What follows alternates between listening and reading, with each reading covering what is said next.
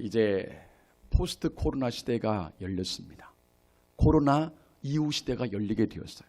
제가 지난주간 뉴스를 쭉 보니까 이 포스트 코로나라는 주제로 수많은 세미나와 일들이 참 많이 모였더라고요. 여기저기에서 앞으로 코로나 이후 시대를 어떻게 살 것인가를 머리를 맞대고 궁리하고 있습니다. 정치계도 함께 모여서 의논하고, 의료계도 모여서 연구하고 발표하고, 경제계도 모여서 하고, 교회도 함께 모여서 포스트 코로나 어떻게 살 것인가를 논의하고 있습니다. 그야말로 이제는 코로나 이전으로 들어갈 수 없는 현실을 놓고 어떻게 할 것인가 고민하고 있습니다. 여러분, 우리 기독교인들이 이 코로나 시대를, 포스트 코로나 시대를 이길 수 있는 힘은 어디 있겠습니까? 무엇으로 이걸 이길까요? 무엇으로 이기죠? 말씀으로 역시 조금 더 가까이 있어도 더 잘 이해하셨네 해가지고 말씀으로 이겨내게 되는 것입니다. 말씀으로. 그럼 우리는 성경으로 돌아가야지만이 포스트 코로나 시대를 이길 비결을 발견하게 되는 것입니다. 이 하나님의 말씀은 창조부터 마지막 때까지 모든 세를 다 아우르고 있습니다. 여기에 모든 세를 향한 말씀이 들어있고 시대를 분별하는 지혜가 있고 여기에 바로 그 시대를 이기는 비결이 담겨져 있다는 것입니다. 하나님께서 코로나 이후 세를 살아가는 우리 가운데 먼저 말씀하시기를 그날을 준비하라. 그날을 준비하라. 그날을 준비하라고 말씀하셨습니다. 즉 죽음이 멀리지 않다. 누구나 오늘이 바로 이 시간이 지금이라도 개인적으로 종말의 때 죽음을 맞이할 수 있다는 것입니다. 그러므로 개인적인 그 죽음의 때를 준비하라는 것입니다. 어리석은 부자처럼 그날을 준비하지 못해서 그날을 맞이한 다음에 지옥에 떨어지지 말고 하나님 품에 이르도록 그날을 준비하라라는 것입니다.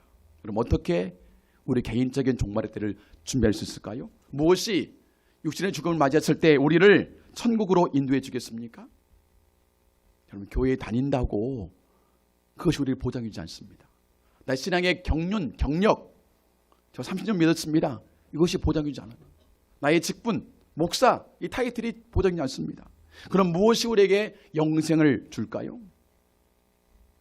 하나님이 세상을 이처럼 사랑하사 독생자를 주셨으니 이는 저를 믿는 자마다 멸망하지 않고 영생을 얻게 하라 하심이라. 요한복음 3장 16절 말씀이죠.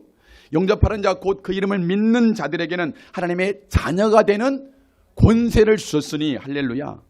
예수께서 말씀하시기를 내가 곧 길이요 진리요 생명이니 나로 말미암지 않고는 아버지께로 올 자가 있다 없다?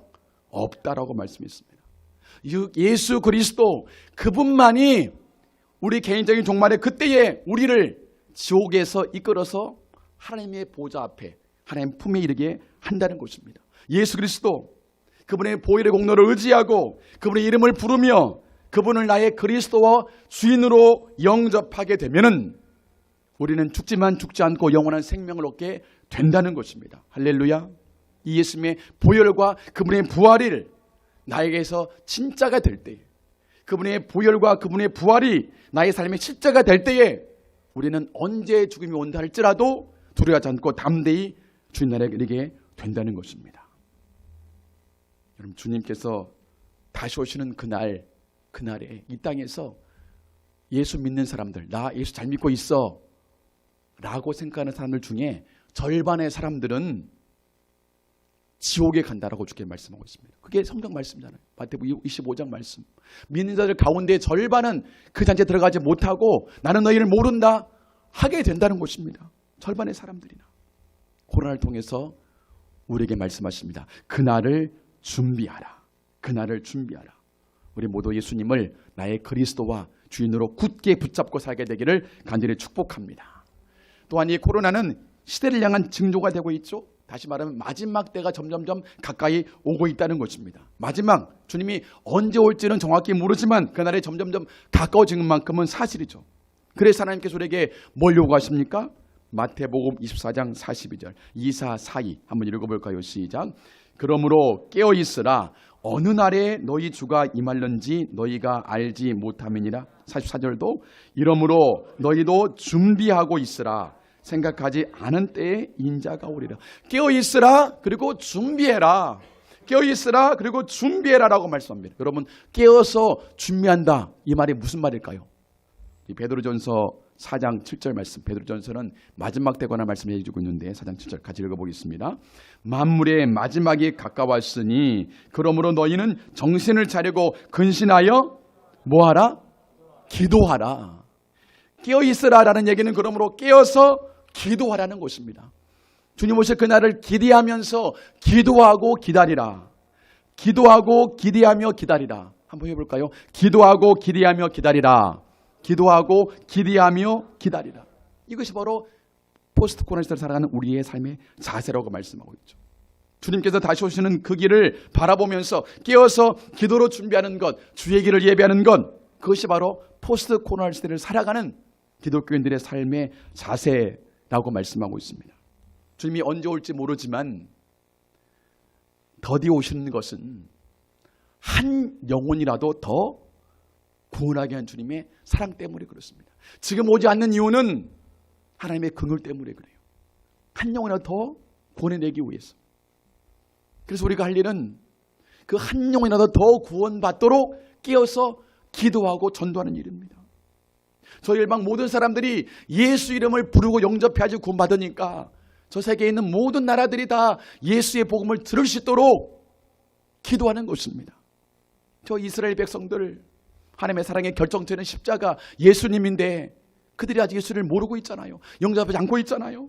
하나님 그들의 눈을 열어주셔서 속히 하나님의 가장 큰 사랑의 결정체 예수 십자가를 알게 하여 주옵소서. 말씀 그대로 그들이 예수님을 메시아로 볼 수 있도록 은혜 베풀어 주옵소서. 기도하는 것, 그것이 바로 포스트 코로나 시대를 살아가는 기독교인들의 삶의 모습이라고 말씀합니다. 기어서 기도하는 것.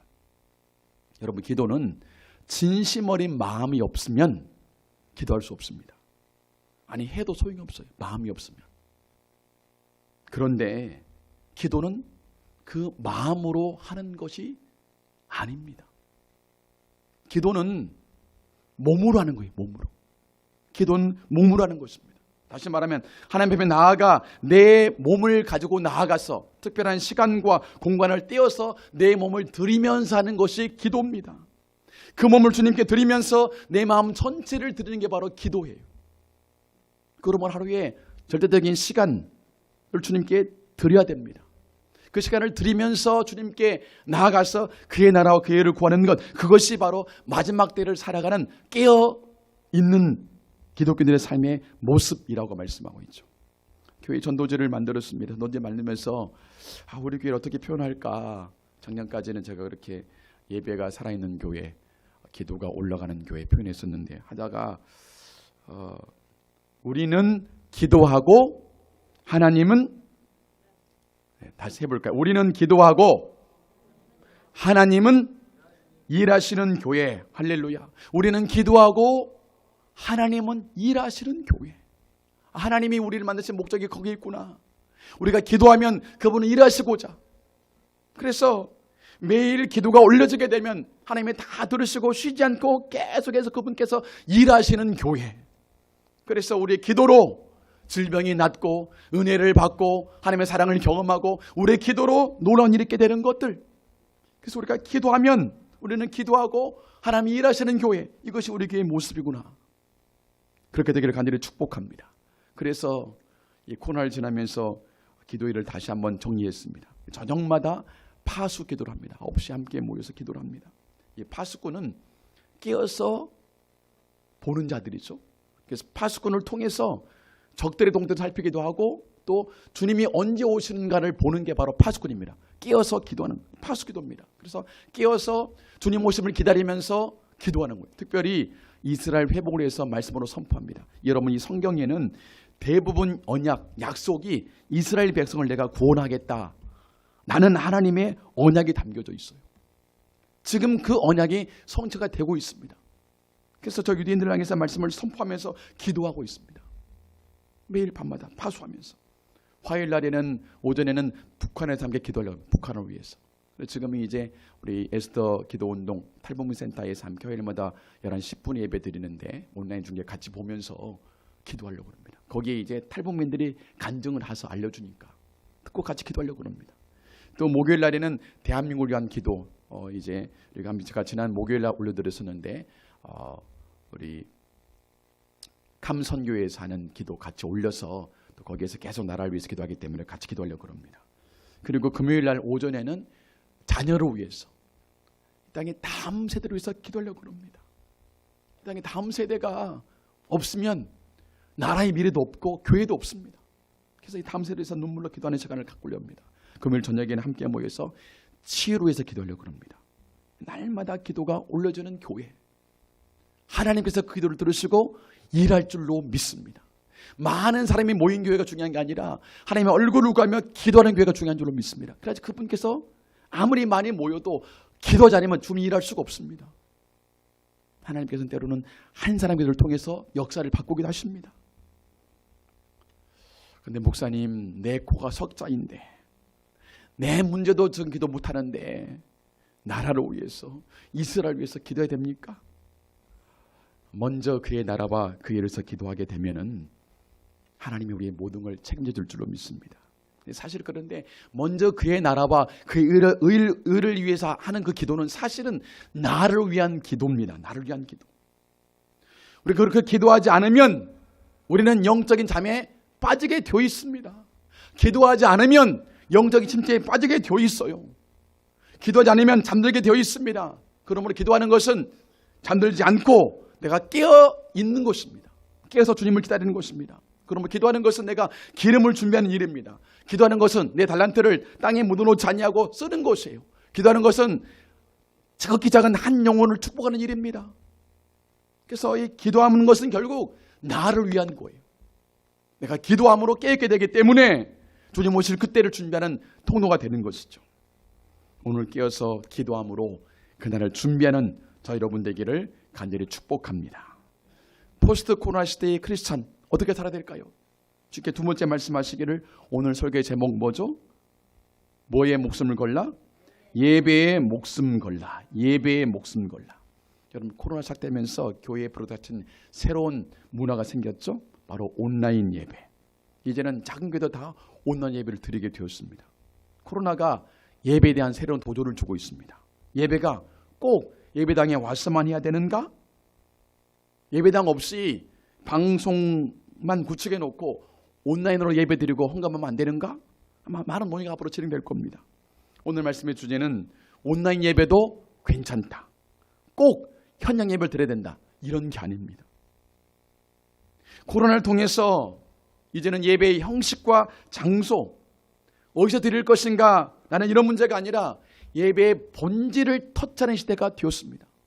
예배의 본질에 대해서 말씀하는 시대가 되었다는 것입니다. 우리 모두 이제는 예배란 무엇인가, 예배의 본질이 무엇인가를 고민하는 시대가 되었다는 것입니다.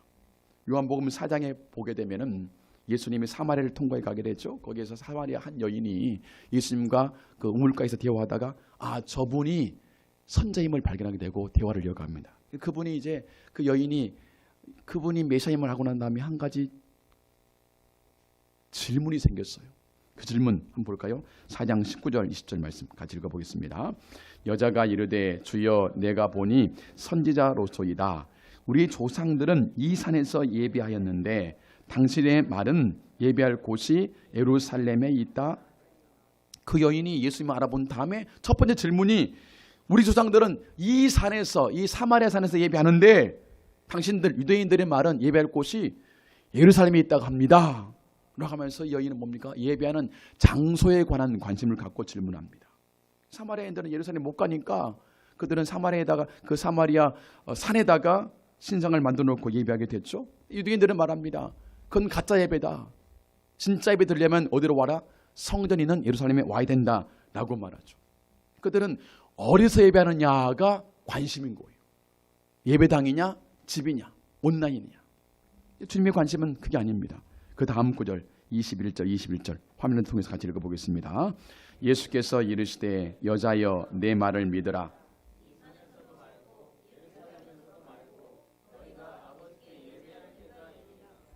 너희는 알지 못하는 것을 예비하고 우리는 아는 것을 예비하노니 이 산에서도 말고 예루살렘에서도, 장소가 아니다. 뭡니까? 때가 이럴 텐데 아버지께 예배할 때가 온다. 그러면 예수님께서는 예배의 대상에 관심을 갖습니다. 너희는 알지 못하는 분을 예배하지만 우리는 아는 분을 예배한다. 너희가 예배하는 그 예배하는데 하나님 알고 예배하느냐라고 물어오는 거예요.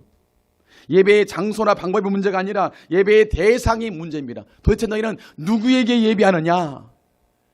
예배는 하나님을 정말 네가 알고 예배하느냐?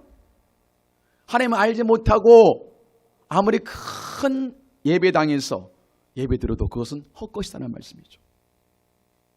그러면서 말씀합니다. 23절 24절 말씀. 아버지께 참되게 예배하는 자들은 영과 진리로 예배할 때가 오나니 곧 이때라. 아버지께서는 자기에게 이렇게 예배하는 자들을 찾으시니라. 하나님은 영이시니 예배하는 자가 무엇과 뭘로? 영과 진리로 예배할지니라. 예배의 태도와 마음이 문제라는 것입니다. 영으로 예배하라. 성령의 이끄심에 따라서 예배하라. 성령이 나를 장악하고 주장할 수 있도록 나를 내어드리면서 예배하라 라는 것입니다. 진리로 예배하라. 진리의 말씀 앞에 나를 쳐서 복종시키며 예배하라. 내가 말씀을 판단하지 말고 말씀이 나를 판단하도록 나를 내어드리면서 그 말씀 앞에 쳐서 복종시키라. 그것이 진짜 예배라는 것입니다. 여러분 그렇습니다. 포스트 코로나 시대의 예배, 그것은 바로 예배의 본질을 포기하는 시대가 된 것입니다. 온라인, 오프라인 이런 예배의 장소나 방법이 문제가 아니라 정말 온라인이든 오프라인이든 정말 그 순간에 하나님을 진짜 예배하고 있느냐? 라고 물어온다는 것입니다. 시퍼렇게 살아계신 하나님을 정말로 예배하고 있느냐? 그 예배를 통해서 하나님을 더 알게 되고 있는가? 그 예배를 통해서 하나님과 점점 가까워지고 있느냐? 아니면 예배 드렸다고 그냥 자기 만족하는 예배 있냐?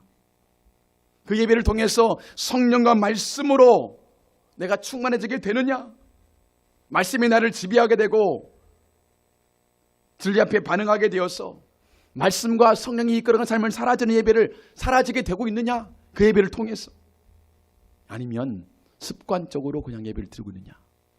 이 구분점이 이제 시작됐다는 것입니다. 여러분 포스트 코로나 시대에 여러분의 예배는 어떻습니까? 예배를 통해 하나님을 더 갈망하고 있습니까? 그분과 더 가까워지고 있습니까? 그분을 더 사랑하게 되겠습니까? 정말 그분을 향한 내 마음, 내 목숨이나 들어서 그분을 사랑하고 싶은 마음이 일어나고 있습니까? 아무리 코로나 기승을 부려도 코로나를 두려워하지 않냐고 하늘로부터 부어주는 평안을 내 속에 누리면서 감사하고 있습니까? 아니면 이런 예배도 괜찮네 하면서 육신의 편안함에 익숙해 가고 있습니까? 그럼 사탄은 이 시대를 통해서 예배의 본질을 흐리게 하고 진리가 주는 평안이 아니라 이 방법이 주는 편안함을 추가할 것입니다. 이게 사탄의 메시지예요. 진리가 주는 평안이 아니라 방법이 주는 편안함을 추가하게 할 것이에요. 예배에 있어서도. 너무 감사하게 저희 교회에서 이제 코로나 지내면서 밤마다 하나님의 이름 부르면서 기도했을 때 생중계를 하면서 여기서 예배를 했죠. 이제 방송을 위해서 우리 가족끼리 예배를 드렸습니다. 근데 그 예배가 하루, 이틀, 사흘, 나흘 이어지면서 진짜 하나님을 갈망하게 됐어요. 회중의식하지 아니하고 하나님만 바라보면서 예배하는 거예요. 그러니까 정말 그분을 향한 마음이 더 부어지게 되고 하나님의 사랑이 부어지게 되고 하나님의 정말 원하시는 모습이 어떤 것인가가 우리끼리 드린 예배를 통해서 막 이렇게 나오더라고요. 그렇구나. 마지막 시대의 영적 전쟁의 키워드는 바로 이 예배이구나. 예배를 통해 우리 영이 살고 교회가 살고 나라가 사는구나. 그러면 사실 말씀이 포스트 코로나 시대, 이 시대는 예배에 목숨을 걸어야 한다. 예배에 목숨을 걸어야 한다. 포스트 코로나 시대에는 나를 향한 그 예배 가운데에 너의 목숨을 걸 때가 올 것이다. 예배의 본질은 바로 내 생명과 내 목숨의 문제다. 내가 너를 구원하기 위해서 내 목숨을 들여서 섬겼다. 이제는 너희가 나를 섬길 그때에 예배할 때에 너의 목숨을 들여서 예배한다. 너의 예배는 내가 너를 위해 다 내어준 그 손을 보라. 그 못을 보라. 십자가에서 죽으시고 부활하신 여호와 예수와 그분 한 분만을 위한 예배가 되어야 된다. 내가 너를 위해 목숨을 버렸듯이 나에게 예배 드리기 위해서 내 목숨이라도 드려야 한다. 하나님 그렇게 요구해 오셨습니다. 앞으로 그런 시가 될 거라는 거예요. 당신의 목숨을 버려서 나를 사랑하신 아버지의 사랑에 반응해서 나도 내 목숨을 들여서 아버지 사랑합니다. 나의 대가를 지불하며 사랑을 표현하는 것이 바로 예배의 본질이란 얘기입니다. 예배의 본질은 바로 사랑입니다. 목숨 바친 사랑. 포스트 코로나 바로 그 시대는 내가 드리는 예배가 진짜인가 가짜인가 구별되는 시대가 될 것입니다. 우리는 코로나에 의해서 하나님께 드리는 예배가 어떤 이유 때문에 제한될 수도 있다 하는 것을 경험하고 있습니다. 하나님을 향해 드리는 예배가 제한될 수도 있구나. 여러분 나중에 코로나보다 더 큰 이유 때문에 이것이 이 나라의 운명이 달려있다라고 말하면서 우리에게 하나님 향한 예배를 멈춰라 라고 강요할 때가 올 수도 있다는 거예요. 거기에 충분한 이유가 있습니다. 모든 사람이 다 그렇게 말합니다. 그것을 거부하거나 따르지 않으면 엄청난 비난을 받고 손가락질을 받으며 때로는 핍박을 당하기도 하고 때로는 법적으로 구속될 수도 있다는 거예요. 그럼 마태복음 24장 보게 되면은 세상 끝날에 대한 징조를 묻죠. 3절 말씀 한번 3절 말씀 시작. 예수께서 감람산 위에 앉으셨을 때에 제자들이 조용히 와서 이르되 우리에게 이르소서 어느 때에 이런 일이 있겠사오며 또 주의 임하심과 세상 끝에는 무슨 징조가 있사오리까. 말세가 어떤 징조입니까라고 물어보니까 주님께서 말씀하죠. 미혹이 있고 난리와 소문이 있을 거다. 근데 그것은 끝이 아니다. 다 재난의 시작이다 하면서 9절 말씀 9절 시작. 그때 사람들이 너희를 환난에 넘겨주겠으며 너희를 죽이리니 너희가 내 이름 때문에 모든 민족에게 미움을 받으리라. 마지막 때의 징조 중에 하나가 믿는 사람들이 환난에 넘겨지게 된다. 예수 믿는 것 때문에 예배드리는 것 때문에 세상에 미움을 받게 된다는 것입니다. 마지막 때 그런 일이 있게 된다는 거예요. 심지어 죽음조차 당할 수 있다는 것입니다. 예수님 믿는 것 때문에.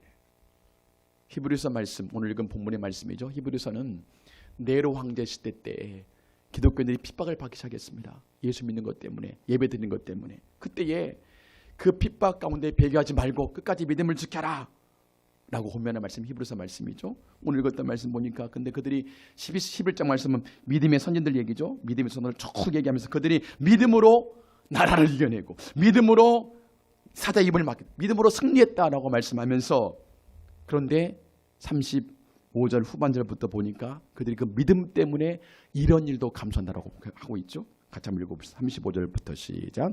또 어떤 이들은 더 좋은 부활을 얻고자 하여 심한 고문을 받되 구차히 풀려나기를 원하지 아니하였으며 또 어떤 이들은 조롱과 채찍질 뿐 아니라 결박과 옥에 갇히는 시련도 받았으며 돌로 치는 것과 톱으로 켜는 것과 시험과 칼로 죽임을 당하고 양과 염소의 가죽을 입고 유리하여 궁핍과 환난과 학대를 받았으니 38절 시작. 이런 사람은 세상이 감당하지 못하였느니라.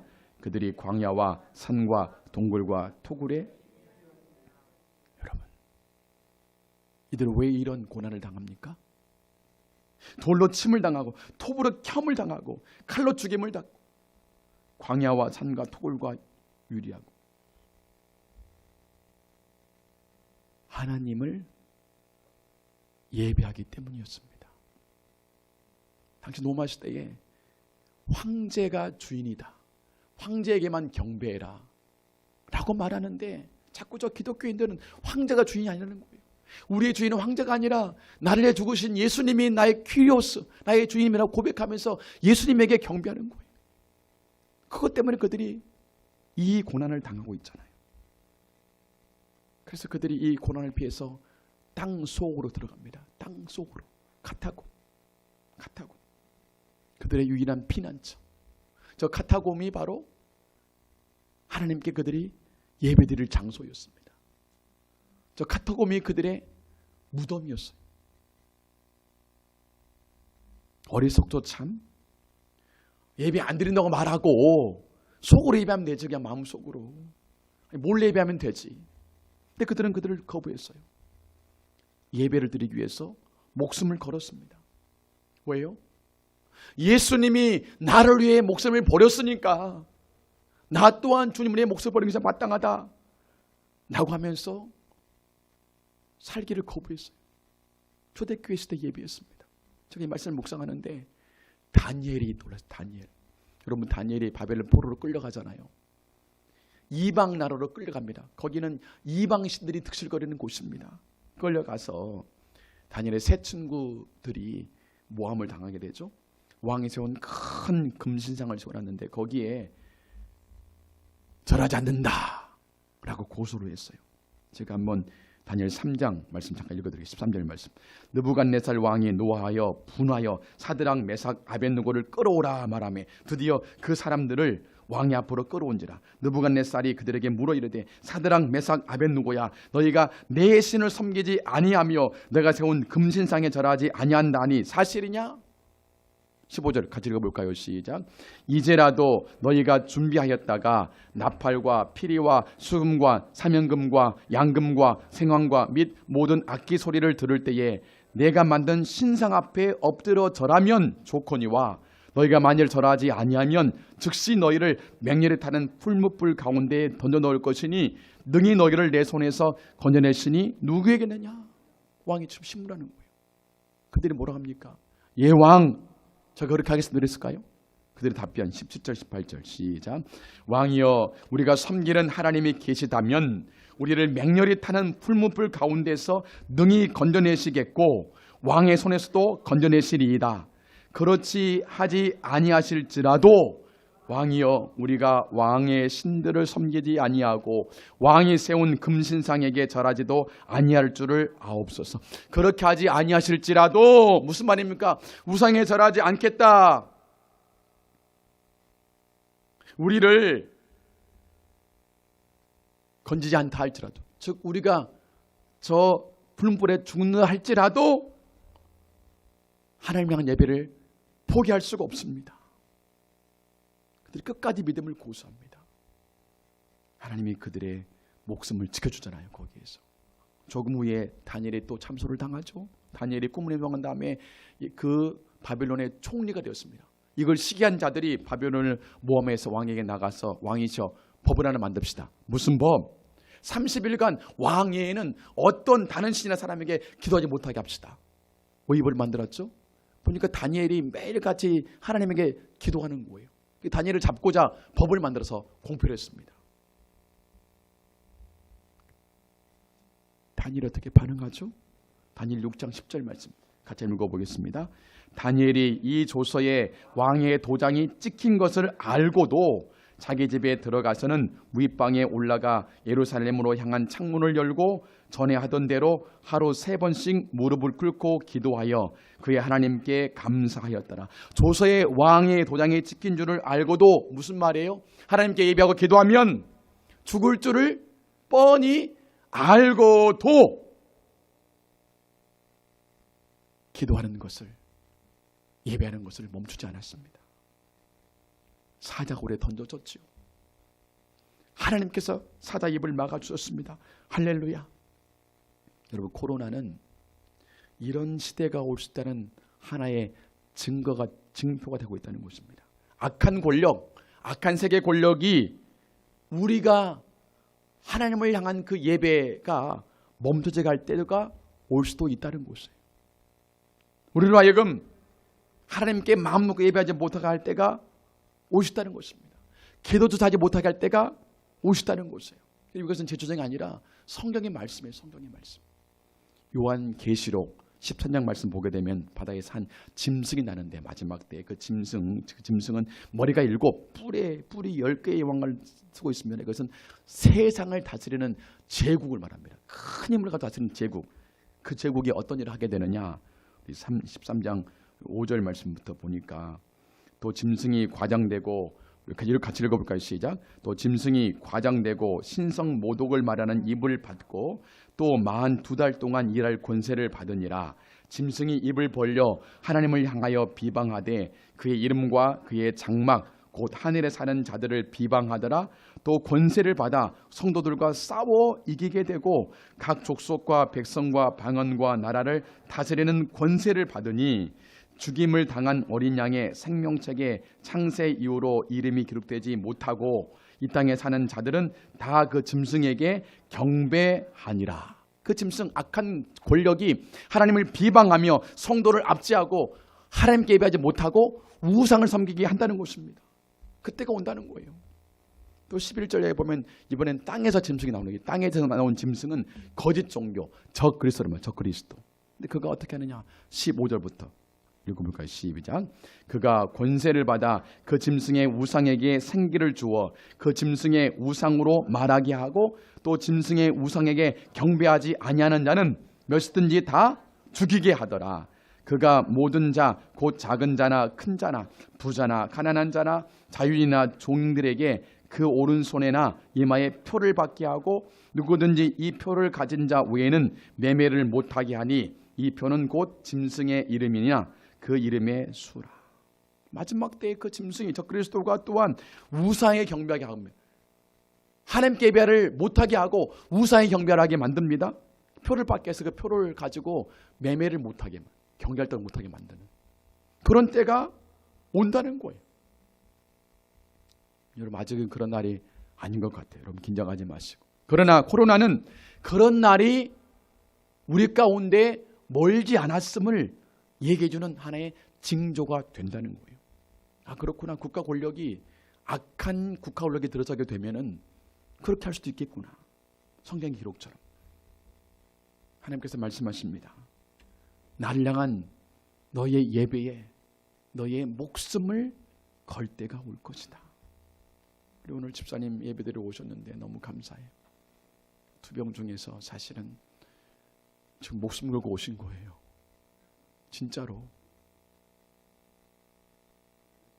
목숨 걸은 거예요. 오는 길에 누구를 어떻게 만날지 모르잖아요. 이 전염병을 안 보이기 때문에 목숨 걸고 온 거예요. 그런 때가 온다는 것이에요. 내가 너를 섬기기 위해서 구원하기 위해서 내 목숨을 버렸듯이 너희의 생명을 걸어야 될 때가 온다. 나를 섬기기 위해서. 세상에 주는 편안함에 넘어가지 말고 진리가 주는, 말씀이 주는 평안함을 붙들어라. 대가를 지불하며 예배를 드려라. 내가 너를 위해 나의 목숨이란 대가를 지불했다. 예수님은 하늘 보좌를 버리셨습니다. 말구이를 선택하셨어요. 침뱉음을 당했습니다. 모욕을 당했어요. 저주를 당했습니다.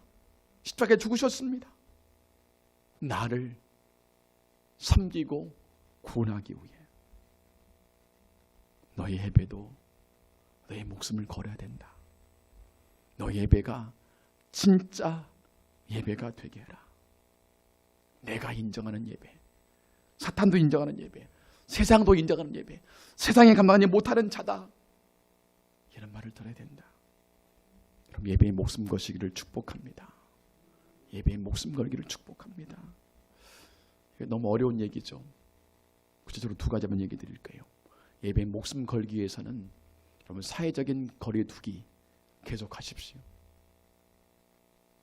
무슨 말인가 하면은 세상과 거리 두기를 하십시오. 코로나를 보내면서 참 유익한 것 중 하나가 다 사람 못 만나게 하고 하니까 개인 생활을 하면서 하나님과 독대하는 시간이 많아졌어요. 세상과 거리 두시면서 세상의 문화, 세상의 쾌락, 세상의 즐길거리를 좀 멀리하시면서 사람과 멀리하시면서 대신에 하나님과 가까이 지내십시오. 하나님과 개인적으로 예배하세요. 여러분 가정에서 집에서 그분의 이름을 부르면서 예배하세요. 그분이 뭐라고 말하는가 성경을 보십시오. 그래서 그분과 더 가까이 지내십시오. 그것이 이때를 사랑하는 방법 중에 하나입니다. 개인이든 공동체 예배이든 하나님과 친밀함 속에 나아가십시오. 주일 성수련 예배가 아니라 누구에게 보여주기 위한 예배가 아니라 오직 하나님 그분만을 놓고 드리는 예배. 그 예배에는 대가 지불이 필요합니다. 주님이 자기 목숨을 드렸듯이 예배는 희생이에요. 희생. sacrifice. 희생이에요. 어떤 희생이 필요할까요? 저 여러분 주보에 2가지 공단 놔뒀는데 예배 드리기 위한 희생이 필요합니다. 대가 지불은 2가지. 하나는 우리의 생명, 목숨을 드린다는 말은 뭘 드리는 걸까요? 우리의 시간을 드리는 거예요. 시간. 시간은 금보다 귀중합니다. 내 시간을 떼어서 그분께 드리는 거예요. 그분이 나를 만날 수 있도록 내 시간을 떼어놓고 드리는 겁니다. 시간을 드리는 거예요. 또 뭘 드리는 걸까요? 내 보물 있는 곳에 내 마음도 있느니라. 우리의 재정을 드리는 거예요. 내 생명 같은 돈을 드리는 거예요. 그건 돈이 아니에요. 나의 삶의 모든 게 다 주의 것을 고백하는 고백이 되겠죠. 그러므로 시간과 재물을 들여 주님께 나가는 것이 바로 진짜 sacrifice, 진짜 예배가 되는 것입니다. 여러분, 세상과 거리 두시고 하나님과 가까이 나가 예배하시기를 축복합니다. 2번째로는 깨어서 기도하는 것입니다. 여러분, 기도 없이 고난을 이길 수가 없어요. 기도 없이 미혹을 이길 수도 없습니다. 마지막 때 고난을 이기는 비결은 바로 기도입니다. 마지막 말씀 읽어볼까요? 베드로전서 5장 7절로 10절까지 말씀 같이 읽겠습니다. 너희 염려를 다 주께 맡기라. 이는 그가 너희를 돌보심이라. 근신하라. 깨어라. 너희 대적 마귀가 우는 사자와 같이 두루다니며 삼킬 자를 찾나니 너희는 믿음을 굳게 하여 그를 대적하라. 이는 세상에 있는 너희 형제들도 동일한 고난을 당한 줄을 너희 알미라. 모든 은혜의 하나님 곧 그리스도 안에서 너희를 부르사 자기의 영원한 영광에 들어가게 하신 이가 잠깐 고난을 당한 너희를 친히 온전하게 하시며 굳건하게 하시며 강하게 하시며 털을 견고하게 하시리라. 할렐루야. 우리가 이 마지막 때 염려하지 않고 깨어서 기도하게 되면 하나님이 우리를 굳건하게 하시고 강하게 하시고 견고하게 하신다. 오늘 말씀이 약속해 주고 있습니다. 예배와 기도, 마지막 때를 살아가는 우리의 삶의 방식입니다. 이게 쉽지 않습니다. 이것을 해내려면 말씀으로 돌아가야 합니다. 말씀으로 돌아가야 합니다. 말씀을 붙잡아야 돼요. 그러면 예배와 기도를 통해 그분께 나갈 수 있습니다. 우리 이 시간 3가지 말씀만 선포하고 오늘 말씀을 마치고 기도하겠습니다. 마태복음 24장 10절 말씀, 마지막 때고 하는 말씀 중에 주의 마지막 권면의 말씀이죠. 우리 같이 읽겠습니다. 그때에 많은 사람이 실족하게 되어 서로 잡아주고 서로 미워하겠으며 거짓 선지자가 많이 일어나 많은 사람을 미혹하겠으며 불법이 성함으로 많은 사랑이 식어지리라. 그러나 끝까지 견디는 자는 구원을 끝까지 견디시기를 축복합니다. 계시록 13장 말씀 9절 10절 아까 얘기했죠. 그 짐승이 나오는 그때에 권면합니다. 시작. 누구든지 귀가 있거든 들을지어다. 사로잡힐 자는 사로잡혀 갈 것이요 칼에 죽을 자는 마땅히 칼에 죽을 것이니 성도들의 인내와 믿음이 여기 있어요. 성도들의 인내와 믿음이 필요하다. 하나님 예배하기 위해서 때로는 목숨 걸어야 되는데 인내와 믿음이 필요하다. 마지막 계시록 14장 3, 4절 말씀 같이 읽겠습니다. 그들이 보좌 앞과 내 생물과 장로들 앞에서 새 노래를 부르니 땅에서 속량함을 받은 14만 4천 밖에는 능히 이 노래를 배울 자가 없더라. 이 사람들은 여자와 더불어 더럽히지 아니하고 순결한 자라. 어린 양이 어디로 인도하든지 따라가는 자며 사람 가운데서 속량함을 받은 처음 익은 열매로 하나님과 어린 양에게 속한 자들이니. 14장에 보면은 이 마지막 때 이기는 자들의 모습이 나오죠. 그들은 어린 양이 어디로 인도하든지 따라가는 자들이었습니다. 오늘 주님께서 묻습니다. 하나님 향한 예배를 선택할래? 내 목숨을 선택할래? 하나님 향한 사랑이냐? 네 목숨이냐? 모를 때가 우리 인생 가운데 금방 온다는 거예요. 여러분 그때 무엇을 선택하겠습니까? 지금도 이 선택의 기로 앞인 사람이 많아요. 우리는 아니지만.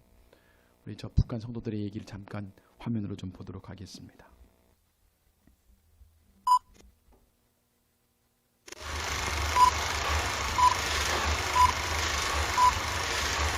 북한에서 기독교인은 박해 대상이지만 소리 낮춘 기도는 멈추질 않습니다. 문제는 시가 사탄하셔서 수많은 사람들을 끊어주고 하늘에 들어감을 받았고 하나님 아버지이신 너의 성격을 주지 않습니다.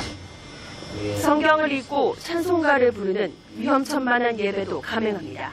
할렐루야 할렐루야 내 어깨 물고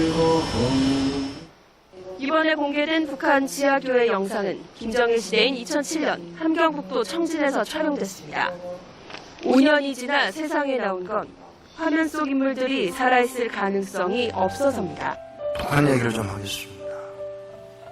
1972년 김일성의 지시하에서 평양에서 개성까지 고속도로를 놨는데 그 고속도로를 놓는 중에 뭐 공사를 해야 되잖아요.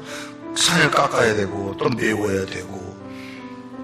근데 거기에 불도저로 땅을 파던 그 불도저 운전한 사람이 그러면 땅이 푹 꺼지면서 놀래가지고 내려가서 보니까 거기에 굴이 있는 거야. 그냥 굴이 아니고 사람이 만든 굴. 그래서 그 굴 속에를 들어가서 뭐 이런 게 있어 하고 들어가 보니까 거기 사람들 한 20여 명이 살고 있는 거야. 19년 동안을 그 땅굴 속에 산 거야. 1953년부터 1972년까지 19년 동안. 그리고 20여 명의 어른들, 그 중에 어린아이 13살, 14살 난 두 어린아이가 있어서 그 아이를 다 끌어내다가 재판을 하고 재판한 다음에 사형 선고를 내리는데 13살짜리를 목을 매 죽입니다. 왜요? 총알이 아깝잖아요. 돈이 안 들잖아요.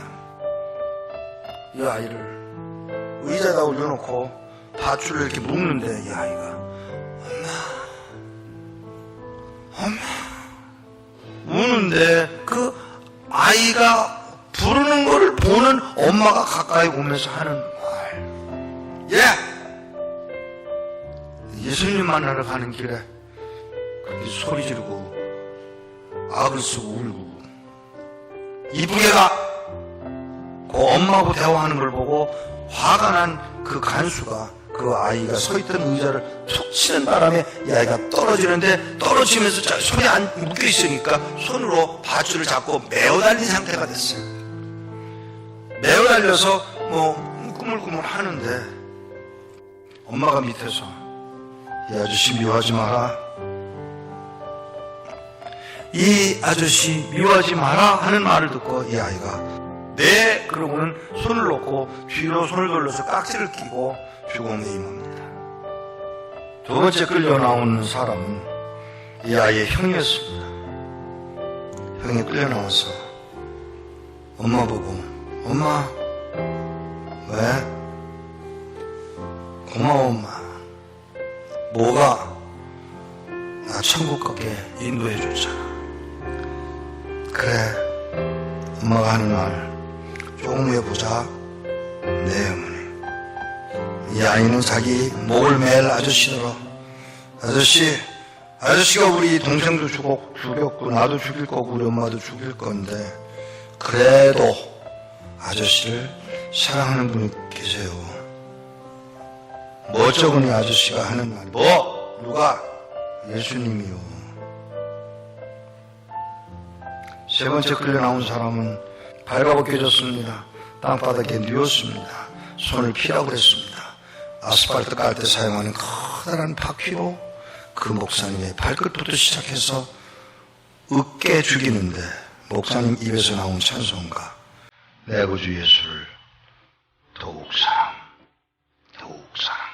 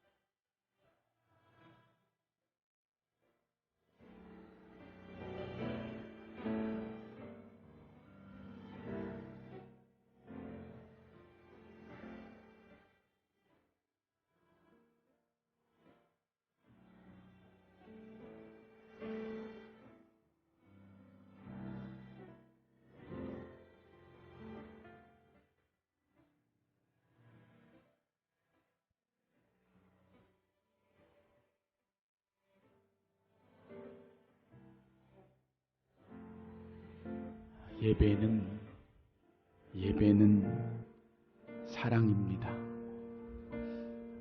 내가 하나님을 예배하는 한 가지 이유는 나를 향한 하나님의 사랑 때문에 그렇습니다. 그리고 하나님을 향한 나의 사랑이 바로 예배이죠. 코로나 이 시대가 우리에게 물어옵니다. 나에게 그 하나님의 사랑이 지금도 부어주고 있는가? 하나님을 향한 나의 사랑이 어제보다 오늘 더욱더 많아지고 있는가? 함께 이 시간 이 찬양 고백할 때에 주님을 향한 진짜 예배를 올려드리기를 소망합니다.